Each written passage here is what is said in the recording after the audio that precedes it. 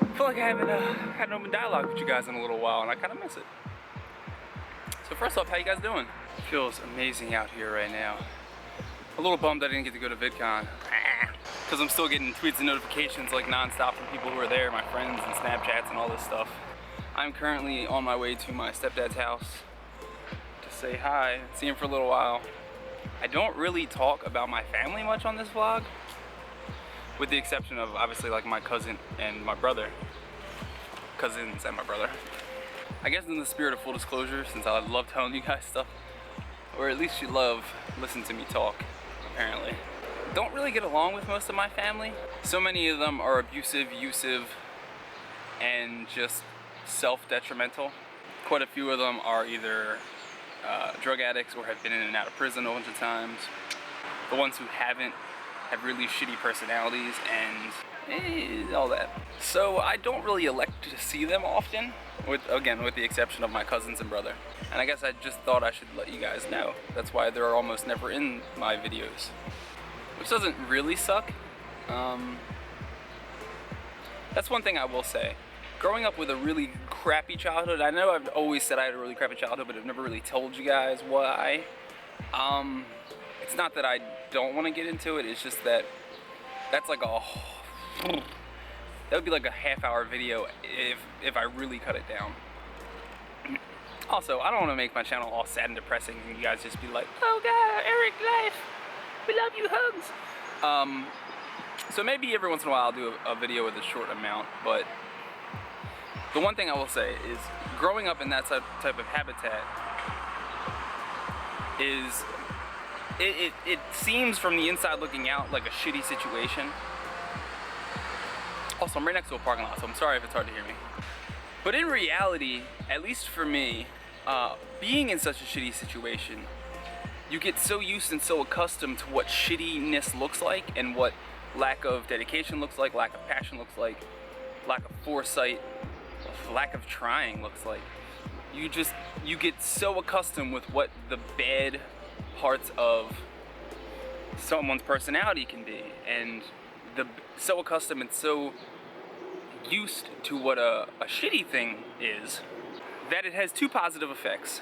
You could recognize a shitty situation from miles away.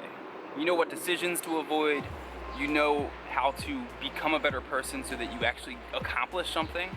You know not to screw around with stuff that'll get you locked up or in a hospital for ODing.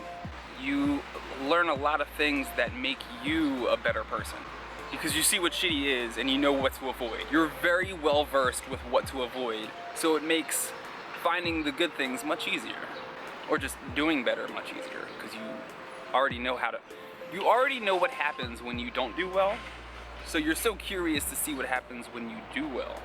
Number two, it is an amazing equalizer, and what I mean by that, I hear a lot of people always saying, I can't do this or I can't do that, because they're scared. They're scared to bet on themselves. They're scared to go for something they want to go for or do something they want to do because of the potential repercussions of it going badly. As an example, quitting a job that they hate to go for a job that they think they would love. And so many people avoid doing that because of the fear of, well, if I fail, I'll be broke, I'll be poor, I'll be all of these bad things. So growing up in that situation where I was already in a sense, in my situation at the bottom, what am I afraid of? I've been poor, I've been without, I've gone whole days without eating food before, whole weeks without clean clothes before. I've even gone a time homeless, and I'm still here. So, and doing better, in fact, way better, in fact. So what I think, like, why wouldn't I go for something I want to go for? Because in the worst case scenario, I just go back to being a poor kid. I've already been poor. I can do it. I know how to do it. I've survived it. So what am I afraid of? Something that I've already destroyed? So the second benefit is it's an equalizer. Growing up at the bottom, you realize that it's not that bad. It sucks. It really sucks. But it is not worse than you tell yourself it is. Going for something you want and failing and going back to your base person, what you were, poor, whatever, wherever you started, is not as bad as staying in a job you hate, or not going for the thing you love, or doing the thing you want to do. We only have one life.